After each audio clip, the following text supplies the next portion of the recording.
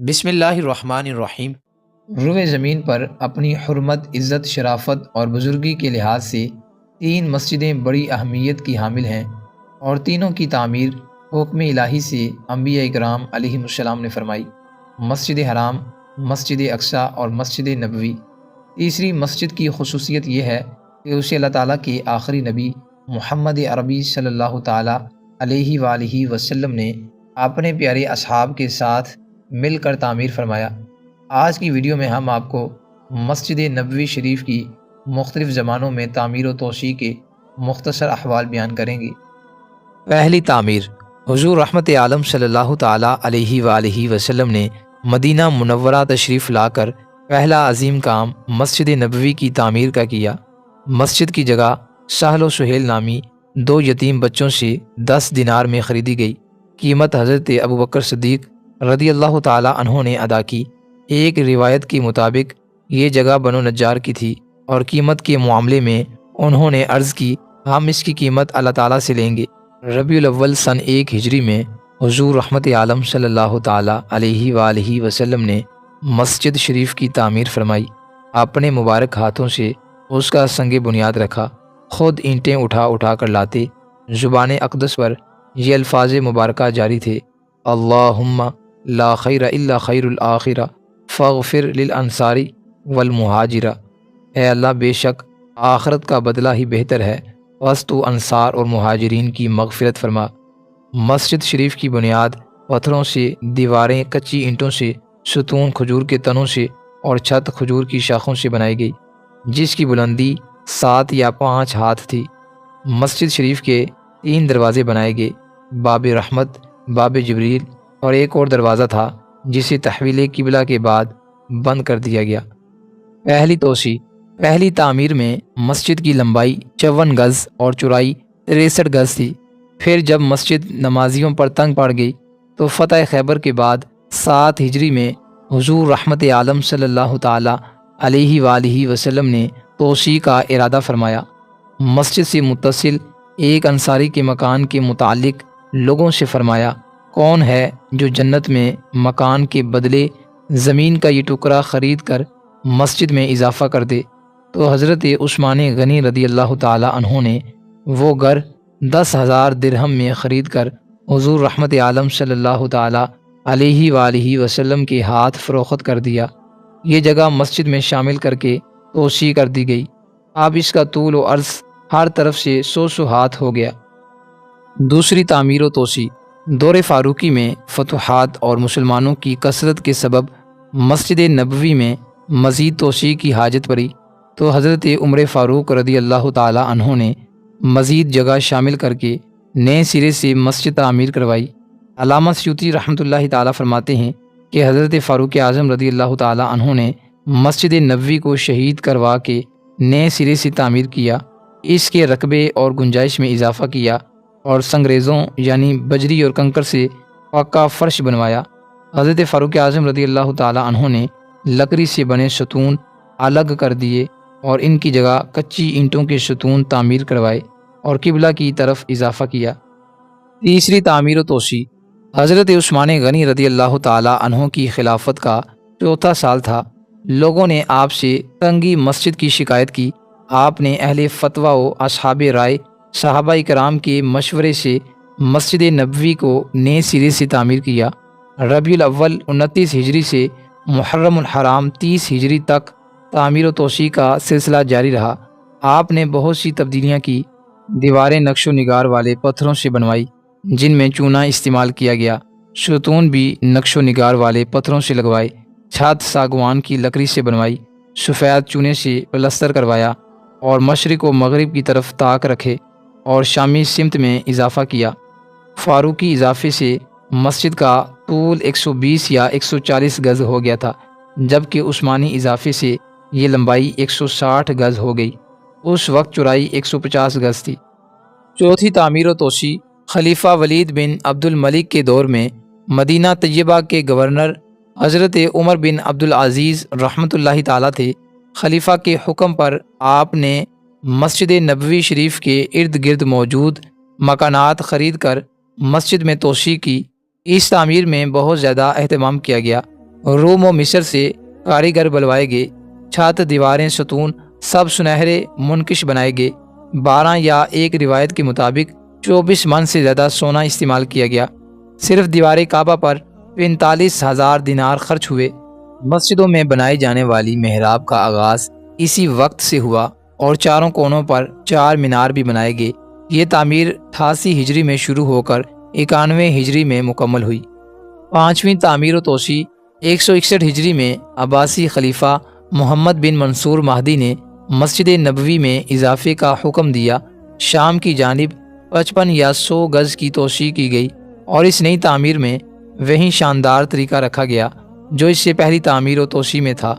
ولید کی طرح مسجد کو پتھر کے خوبصورت ٹکڑوں سے بنایا گیا۔ یہ کام 167 ہجری میں پایہ تکمیل تک پہنچا۔ 6ٹھی تعمیر علامہ سمہودی رحمۃ اللہ تعالیٰ کے بقول ان کے زمانے تک خلیفہ مہدی کے بعد کسی نے مسجد نبوی میں توسیع نہیں کی، البتہ بعض کے مطابق خلیفہ مامون رشید نے 202 ہجری میں توسیع کی تھی۔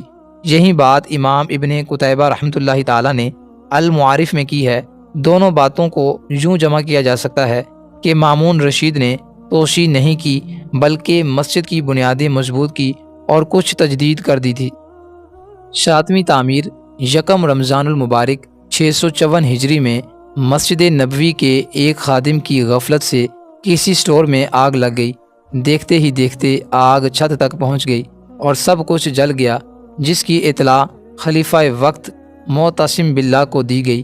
وہ موسم حج میں سامان اور کاریگر لے کر پہنچ گئے اور 655 ہجری میں تعمیراتی کام شروع ہو گیا۔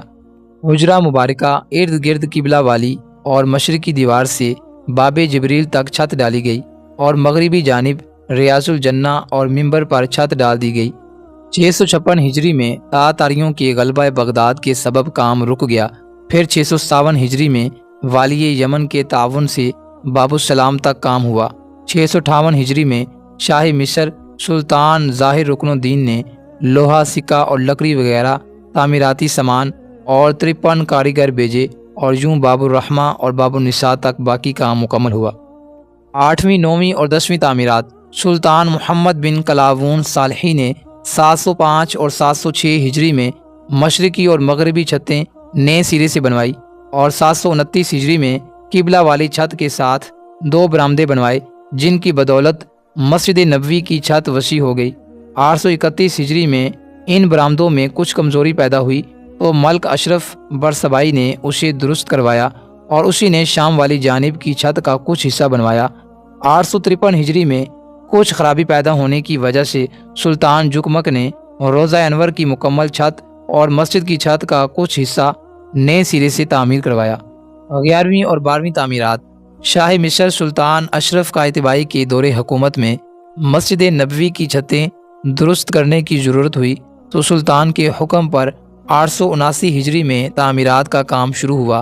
بہت سی چھتیں اور مشرق جانب کے ستون شہید کر کے نئے سرے سے تعمیر کیے گئے۔ یہ تعمیر 881 ہجری میں مکمل ہوئی۔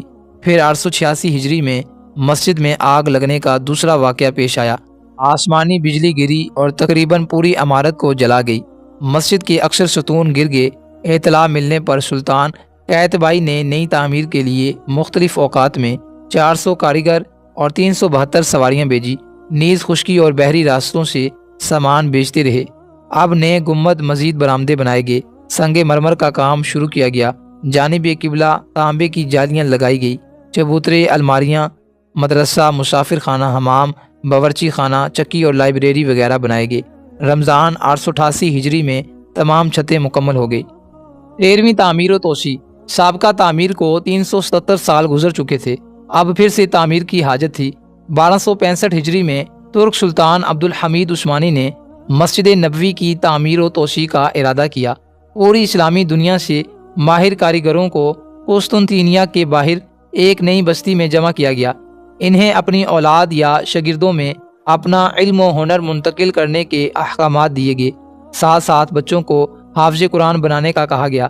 دوسری طرف نئی کانوں سے پتھر نکالے گئے، نئے جنگلوں سے لکڑی لی گئی، جو چیزیں جس ملک کی عمدہ تھی منگوائی گئی۔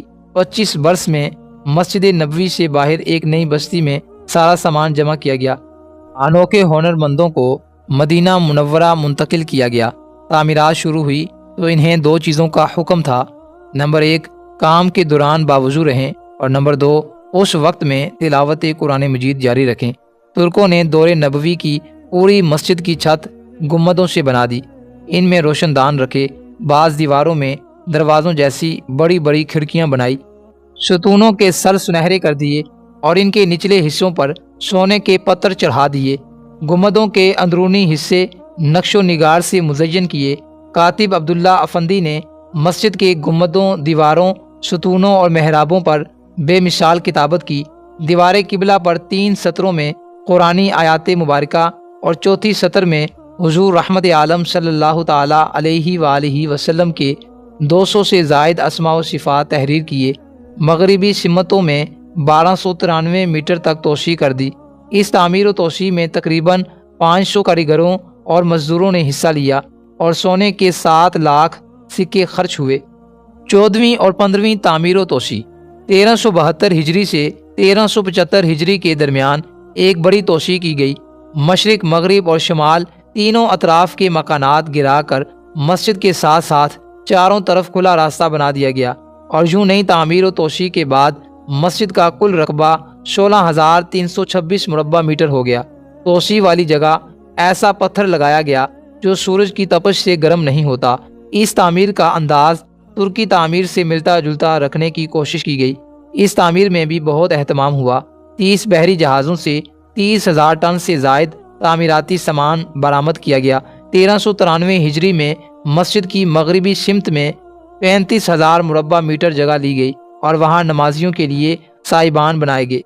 16वीं तोसी तारीख की सबसे बड़ी और अब तक की आखिरी तोसी मुहर्रमुल हराम 1406 हिजरी को शुरू हुई, जो 1414 हिजरी में मुकम्मल हुई।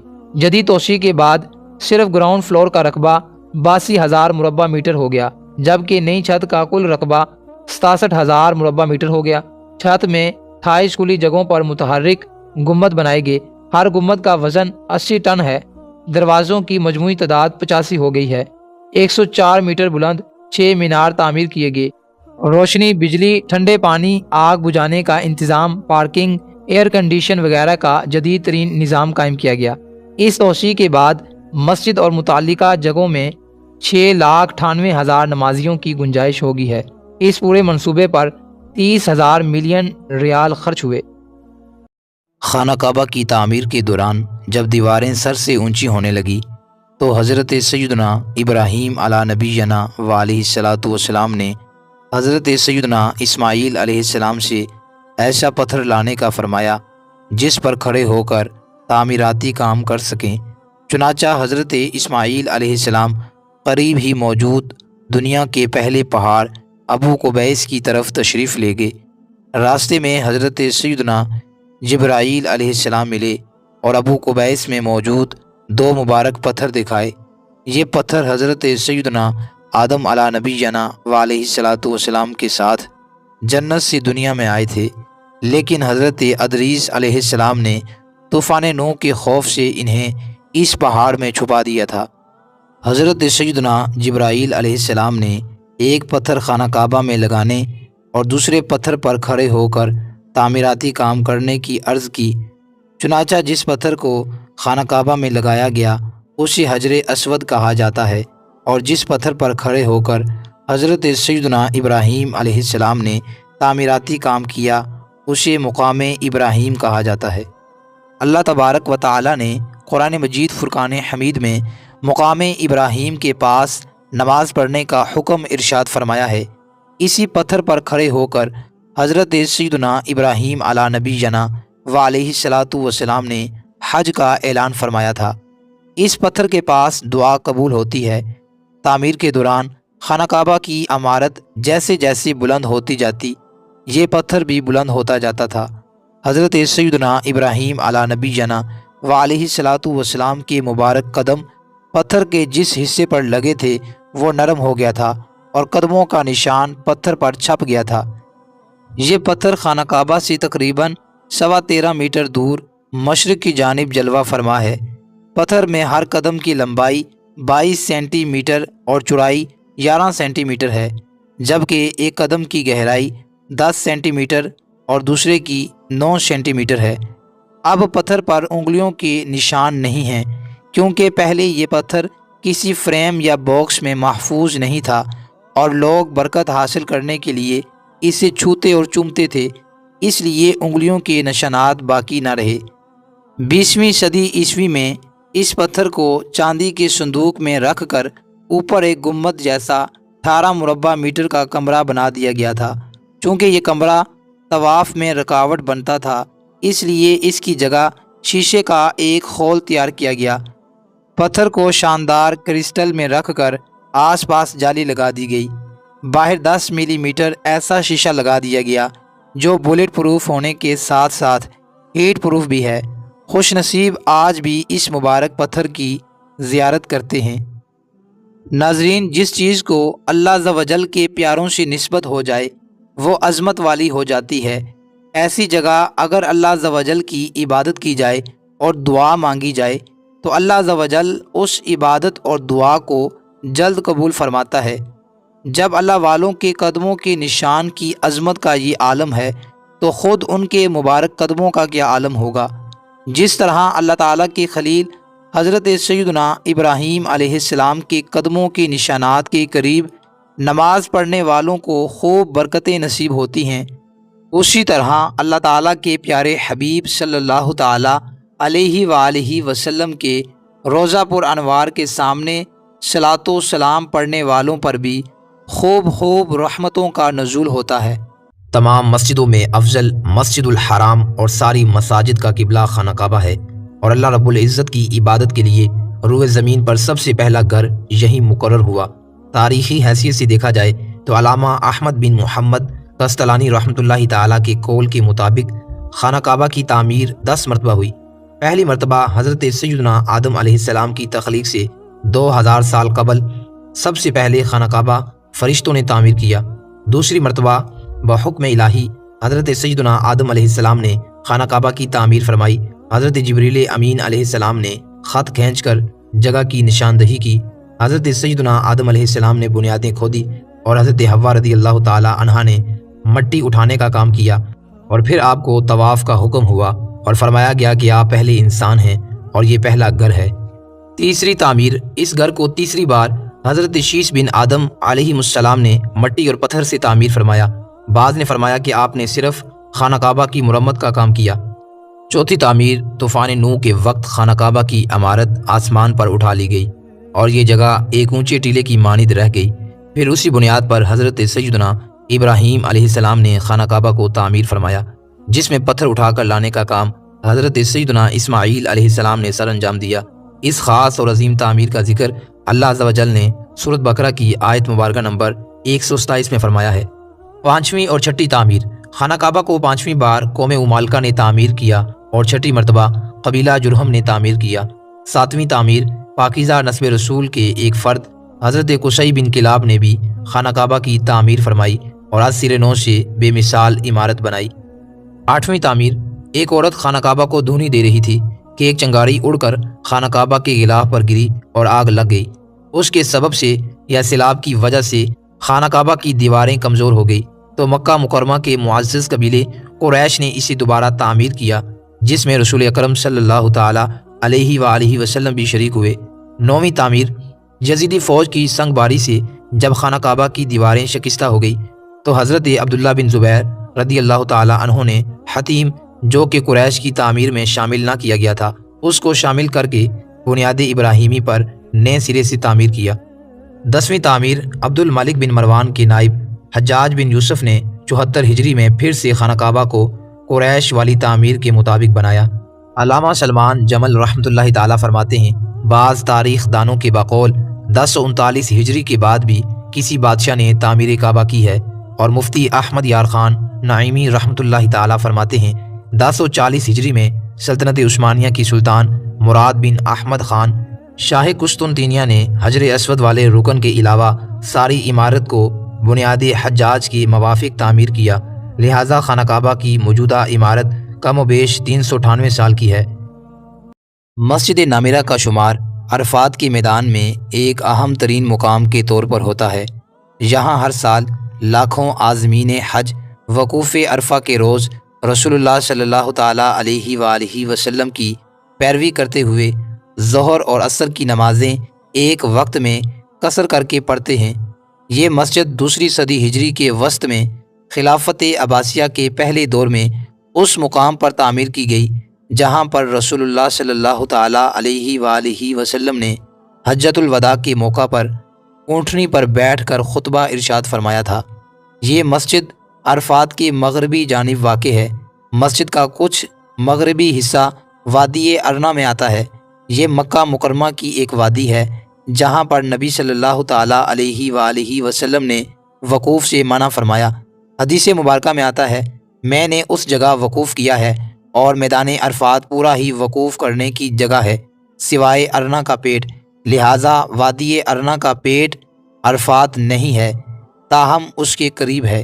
تاریخ کی کئی کتابوں میں مسجد نامرہ کا ذکر مختلف ناموں سے آیا ہے، مثلاً مسجد نبی ابراہیم، مسجد عرفہ اور مسجد ارنا۔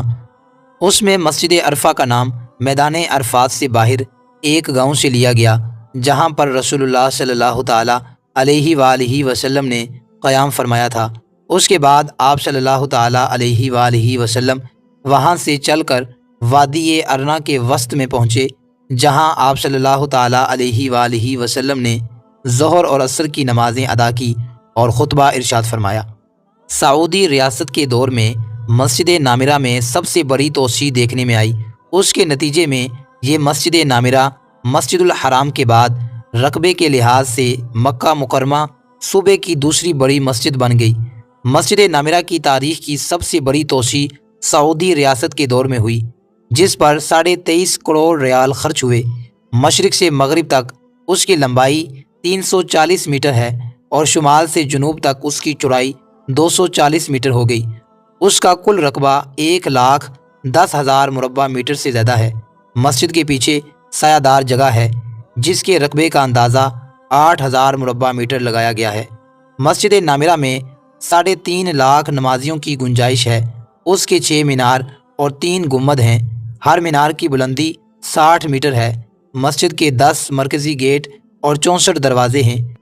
مسجد کا ایک کمرہ بیرونی ٹیلی کاسٹ کے لیے خصوصی آلات سے لیس ہے تاکہ وقوف عرفہ کے روز خطبہ حج کے علاوہ ظہر اور عصر کی نمازیں سیٹلائٹ کے ذریعے براہ راست نشر کی جا سکیں۔ میدان عرفات مکہ مکرمہ سے مشرق کی جانب طائف کی راہ پر تقریباً 20 کلومیٹر اور منی سے تقریباً 11 کلومیٹر کے فاصلے پر ایک بڑا وسیع و عریض میدان ہے۔ یہ میدان شمال سے جنوب تک 12 کلومیٹر اور مشرق سے مغرب تک 5 کلومیٹر تک پھیلا ہوا ہے۔ میدان عرفات کے درمیان میں موجود جبل رحمت کے قریب جہاں سیاہ پتھر کا فرش ہے وہاں وقوف کرنا افضل ہے۔ اس جگہ کو چند وجوہات کی بنا پر عرفات کہتے ہیں۔ نمبر 1، عرفہ کا مطلب پہچاننا ہے چونکہ اسی جگہ حضرت آدم علیہ السلام اور حضرت حوا رضی اللہ تعالی عنہا کی ملاقات 300 برس کی جدائی کے بعد ہوئی اور انہوں نے ایک دوسرے کو پہچانا۔ نمبر 2، اسی جگہ حضرت جبرائیل علیہ السلام نے حضرت سیدنا ابراہیم خلیل اللہ علی نبینا و علیہ الصلاۃ والسلام کو ارکان حج سکھائے اور آپ علیہ السلام نے فرمایا عرفتو یعنی میں نے پہچان لیا۔ نمبر 3، عرفہ کا ایک معنی عطیہ بھی ہے۔ اللہ رب العزت اس دن حاجیوں کو مغفرت کا تحفہ دیتا ہے اس لیے اسے عرفہ کہتے ہیں۔ نمبر 4، تمام حجاج وہاں پہنچ کر اپنے گناہوں کا اقرار و اعتراف کرتے ہیں اس لیے یہ عرفہ کہلاتا ہے۔ 9 ذو الحجہ کو دوپہر ڈلنے یعنی نماز ظہر کا وقت شروع ہونے سے لے کر 10ویں کی صبح صادق کے درمیان جو کوئی احرام کے ساتھ ایک لمحے کے لیے بھی عرفات پاک میں داخل ہوا وہ حاجی ہو گیا۔ یہاں کا وقوف حج کا رکن اعظم ہے۔ میدان عرفات کے مغربی کنارے پر ایک عالیشان مسجد نامرہ اپنے جلوے لٹا رہی ہے۔ اس کے مزید 2 نام یہ ہیں، نمبر 1 مسجد عرفہ اور مسجد ابراہیم۔ وقوف عرفات کے فضائل۔ نمبر 1، بے شمار اولیاء اکرام رحمہم اللہ تعالی اور اللہ تعالیٰ کے 2 نبی حضرت سیدنا خضر اور حضرت سیدنا الیاس علی نبینا و علیہم الصلاۃ والسلام بھی بروز عرفہ میدان عرفات مبارک میں تشریف فرما ہوتے ہیں۔ نمبر 2، حضرت سیدنا امام جعفر صادق رحمۃ اللہ تعالیٰ سے مروی ہے کہ کچھ گناہ ایسے ہیں جن کا کفارہ وقوف عرفہ ہی ہے، یعنی وہ صرف وقوف عرفات سے ہی مٹتے ہیں۔ نمبر 3، رسول اللہ صلی اللہ تعالیٰ علیہ وآلہ وسلم نے ارشاد فرمایا، اللہ رب العزت یوم عرفہ سے زیادہ کسی دن بندوں کو جہنم سے آزاد نہیں کرتا۔ اللہ رب العزت اپنے بندوں سے قریب ہوتا ہے اور پھر فرشتوں کے سامنے اپنے بندوں پر فخر کرتا ہے۔ مسجد اقصیٰ کی تعمیر جنات نے کیسے کی؟ معزز خواتین و حضرات، اللہ تعالیٰ کے پیارے نبی حضرت سیدنا داؤد علیہ نبی جنا و علیہ الصلاۃ والسلام کی وصیت تھی کہ مسجد اقصیٰ کی تعمیر مکمل کی جائے۔ وہ جنگی اور سیاسی حالات کی بنا پر اسے پورا نہیں کر سکتے تھے۔ آپ علیہ الصلاۃ والسلام کے وصال کے بعد آپ کے فرزند حضرت سیدنا سلیمان علیہ نبی جنا و علیہ الصلاۃ والسلام نے ارادہ فرمایا کہ مسجد کے چاروں جانب ایک عظیم و شان شہر آباد کیا جائے اور مسجد کی تعمیر بھی عصر نو سے کی جائے۔ ان کی خواہش تھی کہ مسجد اور شہر کو قیمتی پتھروں سے بنوائیں۔ انہوں نے دور دراز علاقوں سے حسین اور بڑے بڑے پتھر منگوائے اور یہ خدمت انہوں نے جنات سے لی۔ چنانچہ جنات دور دور سے خوبصورت اور بڑے بڑے پتھر جمع کر کے لاتے تھے اور بیت المقدس کی تعمیر کا کام کرتے تھے۔ 20-20 ہاتھ لمبا، چوڑا اور اونچا چبوترا بنا کر اس پر تابوت سکینہ رکھا گیا تھا۔ ناظرین کرام، تابوت سکینہ وہ صندوق ہے جس میں انبیاء کرام علیہ السلام کے مقدس تبرکات ہیں۔ پوری عمارت 7.5 سال میں مکمل ہوئی۔ مسجد اقصیٰ کی تعمیر میں 30,000 مزدوروں نے کام کیا۔ برآمدے، دیواریں صنوبر کی لکڑی سے بنائی گئی۔ چندن کی لکڑی سے طولن ارزن 20-20 ہاتھ لمبا، چوڑا اور اونچا چبوترا بنا کر اس پر تابوت سکینہ رکھا گیا۔ ہزاروں افراد پہاڑوں سے پتھر کاٹنے پر مامور تھے۔ 1 لاکھ سنگ تراش پتھروں کو خوبصورت ڈیزائنوں میں تراشتے تھے۔ ہزاروں ہاتھی اور اونٹ پتھر ڈھونڈنے میں استعمال ہوئے۔ لال و یاقوت، زبرجد، فیروزہ اور دیگر قیمتی پتھر اور موتی سمندروں کی تہہ سے نکال کر لانے کے لیے بہت ساری جنات کی ڈیوٹی تھی۔ ناظرین اکرام، ابھی 1 سال کا کام باقی تھا کہ آپ علیہ السلام کے وصال کا وقت قریب آ گیا۔ آپ علیہ السلام نے غسل فرمایا، نئے کپڑے پہنے، خوشبو لگائی اور اسی طرح تشریف لائے۔ عصا پر تکیہ فرما کر کھڑے ہو گئے۔ ملک الموت حضرت اسرائیل علیہ الصلاۃ والسلام نے آپ کی روح قبض کر لی۔ آپ اسی طرح عصا پر ٹیک لگائے رہے۔ پہلے تو جنوں کو رات کی فرصت بھی مل جاتی تھی، اب دن رات برابر کام کرنا پڑتا تھا۔ آپ علیہ السلام ہر وقت کھڑے ہی رہتے تھے اور اجازت مانگنے کی کسی میں ہمت نہ تھی۔ بہرحال جنوں نے اس کام کو مکمل کیا۔ حضرت سیدنا سلیمان علیہ نبی جنا و علیہ الصلاۃ والسلام نے بیت المقدس کی مسجد کو سنگ رخام، سنگ مرمر، ہیروں، موتیوں اور یاقوت سے بنوایا اور بیت المقدس کے گنبد کے سرے پر کبریت احمر کا انتظام کیا جس کی روشنی کئی میلوں تک پہنچتی تھی۔ بیت المقدس کی خدمت کے لیے کثیر خادمین حاضر رہتے تھے۔ ایک وقت ایسا آیا کہ حضرت سیدنا زکریا علیہ نبی جنا و علیہ الصلاۃ والسلام کے مبارک زمانہ میں بیت المقدس کے خدام کی تعداد 4000 تھی۔ ان خدام کے 27 یا 70 سردار تھے جن کے امیر حضرت سیدنا زکریا علیہ نبی جنا و علیہ الصلاۃ والسلام تھے۔ حضرت سیدنا آدم علیہ الصلاۃ والسلام سے لے کر حضرت سیدنا موسیٰ علیہ الصلاۃ والسلام تک کعبہ بیت اللہ شریف ہی قبلہ رہا۔ پھر حضرت سیدنا موسیٰ علیہ الصلاۃ والسلام سے لے کر حضرت سیدنا عیسیٰ علیہ الصلاۃ والسلام تک بیت المقدس قبلہ رہا۔ ہجرت کے بعد مدینہ منورہ میں مسلمانوں نے 16 یا 17 مہینے تک بیت المقدس کی طرف رخ کر کے نمازیں پڑھیں۔ ہجرت سے 1 سال 5.5 مہینے بعد 15ویں رجب المرجب پیر کے دن مسجد بنی سلمہ میں نماز ظہر کے درمیان قبلہ کی تبدیلی ہوئی۔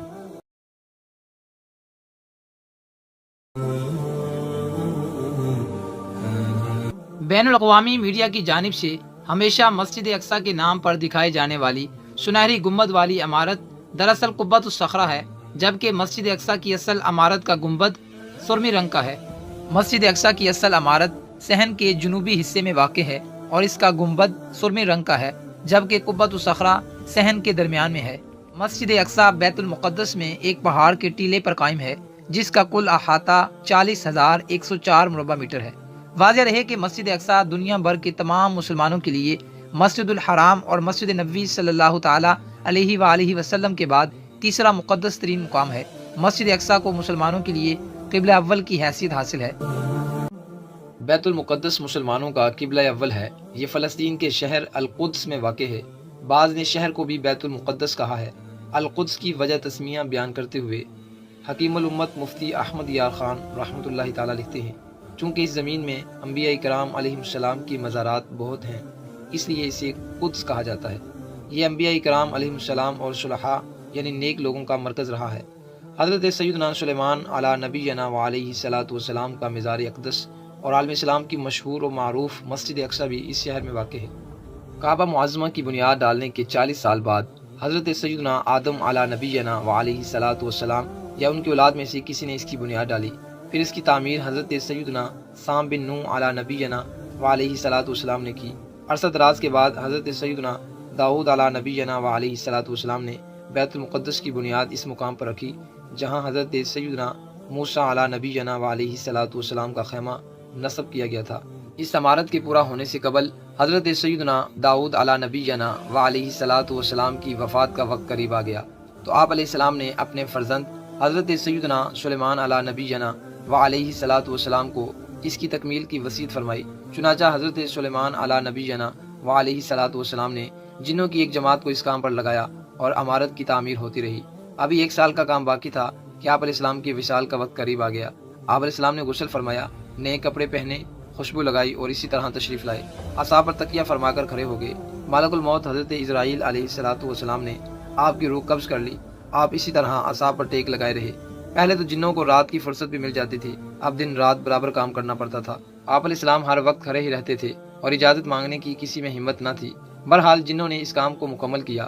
حضرت سیدنا سلیمان علی نبینا و علیہ الصلاۃ والسلام نے بیت المقدس کی مسجد کو سنگ رخام، سنگ مرمر، ہیروں، موتیوں اور یاقوت سے بنوایا اور بیت المقدس کے گنبد کے سرے پر کبریت احمر کا انتظام کیا جس کی روشنی کئی میلوں تک پہنچتی تھی۔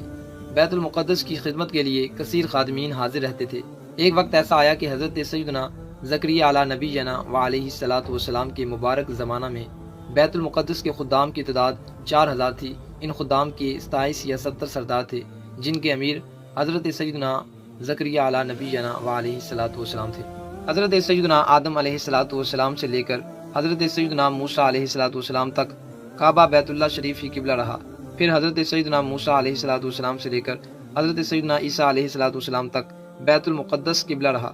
ہجرت کے بعد مدینہ منورہ میں مسلمانوں نے 16 یا 17 مہینے تک بیت المقدس کی طرف رخ کر کے نمازیں پڑھیں۔